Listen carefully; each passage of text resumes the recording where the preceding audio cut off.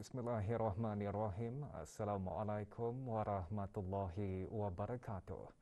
Kementerian Kesihatan dengan duka citanya memaklumkan mengenai satu kes yang disahkan COVID-19 telah kembali ke rahmatullah. Yang Berhormat Datuk Seri Setia, Dr. Haji Awang Muhammad Hisham bin Haji Jaafar, Menteri Kesihatan, menyatakan perkara tersebut semasa sidang media situasi terkini jangkitan COVID-19 di Dewan Al-Afiah Kementerian Kesihatan. Menyertai sidang media tersebut Yang Berhormat Datuk Seri Setia, Dr. Awang Haji Muhammad Amindiu bin Abdullah, Menteri di Jabatan Perdana Menteri dan Menteri Kewangan dan Ekonomi kedua. Kes tersebut ialah seorang perempuan berumur 44 tahun yang merupakan kes 1521. Kes ini telah mengalami masalah jangkitan paru-paru setelah dijangkiti COVID-19. Sehubungan dengan ini, demi menjaga confidentiality dan menghormati privasi keluarga, Kementerian Kesihatan tidak akan mengongsikan butiran peribadi kes. Orang ramai juga dipohonkan untuk sama-sama menghormati dan tidak menyebarkan maklumat-maklumat berkaitan dengan kes tersebut. Di kesempatan ini, saya mewakili warga Kementerian Kesihatan dan keseluruhan rakyat negara Brunei Darussalam mengucapkan takziah kepada keluarga kes berkenaan. Semoga rohnya dicucuri rahmat, ditempatkan bersama-sama para solehin. Sementara itu, 135 kes baharu jangkitan COVID-19 disahkan kemarin di negara Brunei Darussalam yang membawa jumlah keseluruhan kes di negara ini meningkat kepada 3,464 orang. Ini terdapat satu kluster baru telah dikesan bagi membawa jumlah kluster aktif kepada 52 kluster. Kluster baru ini mengandungi 45 kes, termasuk kes-kes yang dilaporkan sebelum ini sebagai kes yang belum dikenal pasti sumber jangkitannya. Kluster ini sekarang dikenali sebagai kluster Rimba Point. Terdapat 35 tambahan kes-kes baru kepada 13 kluster aktif yang sedia ada. Kes-kes dalam kluster-kluster aktif ini adalah mereka yang sedang menjalani kuarantin setelah didapati mempunyai kontak dengan beberapa kes positif sebelumnya. Sementara itu, 57 kes adalah masih dalam siasatan bagi mengenal pasti sumber jangkitan. Pengesanan kontak bagi semua kes-kes baru ini masih giat dijalankan. Semua kontak terdekat yang dikenal pasti akan diarahkan untuk menjalani kuarantin mandatory dan ujian RT-PCR SARS-CoV-2. Dalam pada itu, 263 kes telah disahkan sembuh. Jumlah ini termasuk 204 kes positif dalam kategori 1 yang telah membuat pengasingan diri selama 14 hari di rumah masing-masing. Kesemua mereka telah melakukan ujian swab ulangan pada hari ke-12 dan disahkan telah sembuh. Jumlah kes aktif ialah sebanyak 1,574. Di kalangan kes-kes aktif tersebut, 8 kes adalah dalam keadaan kritikal yang mana 6 daripadanya memerlukan bantuan mesin pernafasan ataupun artificial ventilation. Manakala seorang lagi kes kategori 5 telah mula menerima bantuan mesin tambahan halang mesin ataupun ECMO yang membawa kepada sejumlah 2 kes yang memerlukan bantuan mesin tambahan ECMO tersebut. Sementara itu, 27 kes yang lain yang dikategorikan dalam kategori 4 sekarang ditempatkan di unit rawatan intensif bagi pemantauan rapi.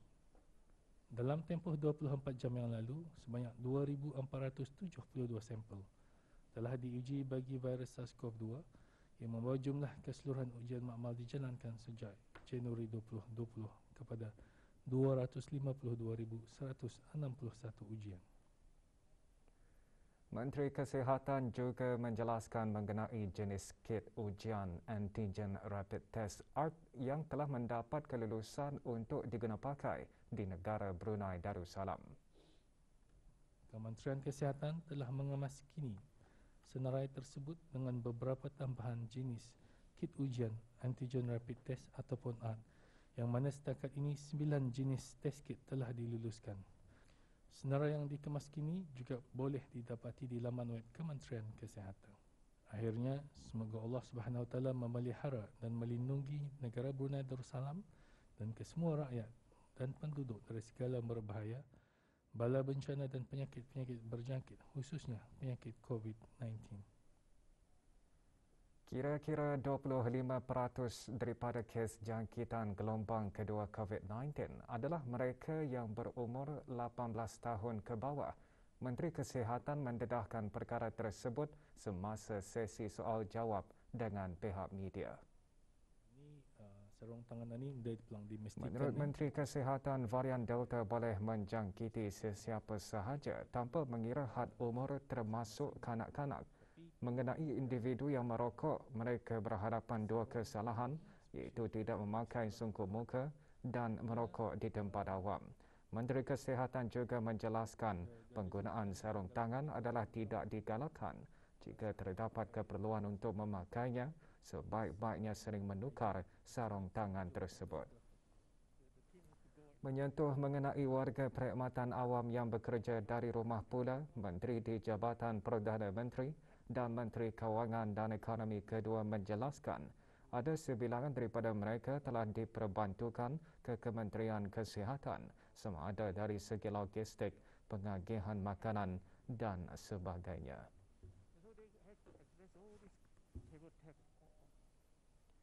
Kementerian Kesihatan terus menerima sumbangan daripada pelbagai pihak di negara ini dalam membantu menangani dan membendung penularan wabak COVID-19 di negara Brunei Darussalam. Awang Haji Maswadi bin Haji Mohsin, Setiausaha Tetap Kementerian Kesihatan, telah menerima sumbangan cek RM20,000 daripada OKKY Jewellery Sendirian Berhad, RM10,000 daripada Jollibee Brunei dan cek RM2,000 masing-masing daripada Panasonic Sendirian Berhad, iJewellery, MCT Mas Jewellery, OKKY White Gold dan Masjaya Goldsmith. Manakala Yang Berhormat Ong Tiong Oh menyumbang cek RM100,000 dan surgical gown bernilai RM10,000 daripada Mitsubishi Corporation Brunei License Office. Beberapa sumbangan juga telah diterima pada 3 hari bulan dan 4 hari bulan September 2021. Penderma-penderma terdiri daripada Anonymous Tea, Brunei Liquefied Natural Gas BLNG, juga penderma Rovina Jaya Enterprise. Penderma seterusnya Fleet Roofhouse Sendirian Berhad, juga memberi bantuan Renah Services Sendirian Berhad. Penderma seterusnya daripada Rosalina Zai. Derma juga disumbangkan oleh Nur Jalila. Seterusnya daripada Hamba Allah dan daripada Gorash Express.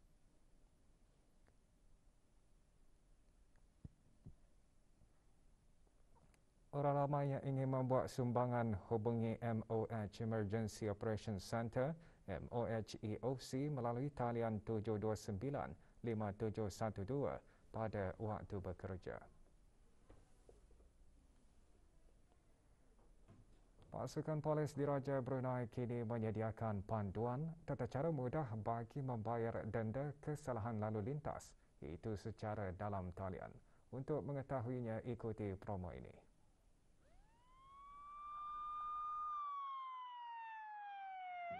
Panduan tata cara membayar denda kesalahan lalu lintas secara dalam talian. Log masuk ke aplikasi BIBD Online Auda. Pilih Payment Services Donations dan pilih Pay Bill Make Donation. Pilih All Payees dan kemudian pilih Please Select. Scroll, cari dan pilih Royal Brunei Police Force dengan berpandukan surat saman Auda. Langkah pertama, masukkan nombor laporan Auda. Kedua, masukkan nombor resit Auda. Dan ketiga, masukkan nombor kad pengenalan Auda. Mudah, cepat dan selamat. Penutupan perpustakaan berikutan penularan jangkitan wabak COVID-19 telah mengubah kaedah mendapatkan maklumat dan sumber rujukan bagi para pelajar pusat pengajian tinggi kepada norma-norma baharu. Dengan kemajuan teknologi, Sebahagian besar sumber rujukan yang diperlukan kini boleh diakses dengan hanya di hujung jari, iaitu secara dalam talian atau hotline. Kaedah secara online ternyata banyak membantu para pelajar terutama mereka yang menuntut di pusat pengajian tinggi untuk mendapatkan maklumat dan bahan-bahan rujukan. Kebanyakan sumber rujukan pula boleh didapati dengan mudah tanpa perlu mengunjungi perpustakaan.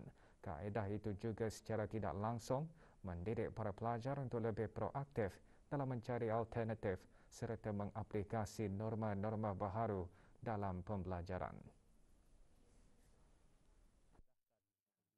Antara kaedah yang saya gunakan adalah menerusi laman sesawang seperti Google Scholar, JSTOR dan sebagainya.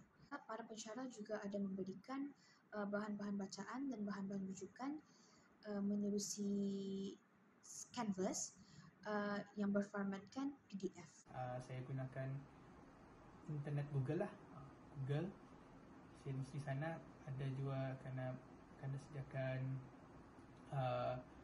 bekas-bekas assignment orang lain juga. Maksudnya journal ataupun artikel-artikel juga yang boleh dicek balik, yang boleh disemak balik. Saya cuba untuk mendapatkan buku-buku dalam bentuk PDF di online. Sebab ada je buku-buku yang disediakan di online. Dengan adanya platform online itulah juga salah satu cara untuk membuat dan untuk menjayakan juga kerja selidik yang kami buat, insya-Allah. Bagi pihak perpustakaan pula beberapa pendekatan diambil bagi memastikan perkhidmatan perpustakaan dapat diberikan kepada pengguna walaupun dengan kaedah berbeza. Pengguna juga boleh pakai perkhidmatan document delivery services yang ditawarkan untuk mendapatkan bahan sekiranya ianya tidak ada dalam koleksi perpustakaan UPD dan ianya akan diperolehi melalui sumber dan rangkaian keahlian perpustakaan UPD dari dalam dan luar negeri. Perpustakaan UPD telah menambah penggunaan WhatsApp iaitu 8296678 ke dalam rangkaian perhubungannya yang sedia ada sebagai tambahan kepada platform media sosial, email, kemudahan live chat melalui laman sesawang perpustakaan. Walaupun keadaan banjir di beberapa kawasan di daerah Tutong masih dalam keadaan terkawal, namun perkembangan paras air banjir terus dipantau dari semasa ke semasa.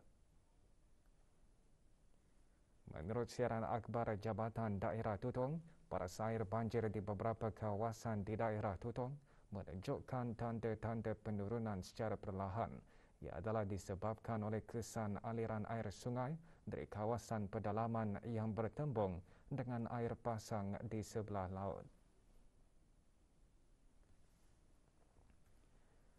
Paras air di beberapa batang jalan di kawasan Kampung Benutan, Kampung Kuala Ungar dan Kampung Rambai telah berkurangan berbanding hari sebelumnya, tetapi sebahagiannya masih belum dapat dilalui oleh kenderaan jenis salon. Beberapa kawasan rendah di Kampung Penapar juga dinaiki air, akan tetapi jalan utama kampung tersebut tidak terjejas. Stesen pam-pam air yang dibina melalui projek skim pembaikan dataran banjir Sungai Tutong Pencegahan Banjir di sebelah hilir Sungai Tutong telah mula beroperasi untuk membantu mengurangkan kesan banjir. Bantuan pengangkutan daripada pihak Batalion Kedua Tentera Darat Diraja Brunei ABDB juga disediakan di lokasi-lokasi yang dikenal pasti bagi memudahkan para penduduk kampung di kawasan jalan kecil Kampung Layong yang memerlukan bantuan. Selain itu, 3 buah trak juga disediakan di Jalan Rambai Rompu, Simpang 4 Kampung Pancong Kuala Ungar dan Jalan Kecil Layong. Bantuan tersebut dilaksanakan dengan mengikut garis panduan dan prosedur operasi standard SOP yang ditetapkan oleh Kementerian Kesihatan. Berikutan situasi tersebut, orang ramai terutama para penduduk kampung dinasihatkan agar sentiasa berwaspada dan mengambil langkah-langkah keselamatan semasa banjir serta memantau anak-anak bagi keselamatan bersama.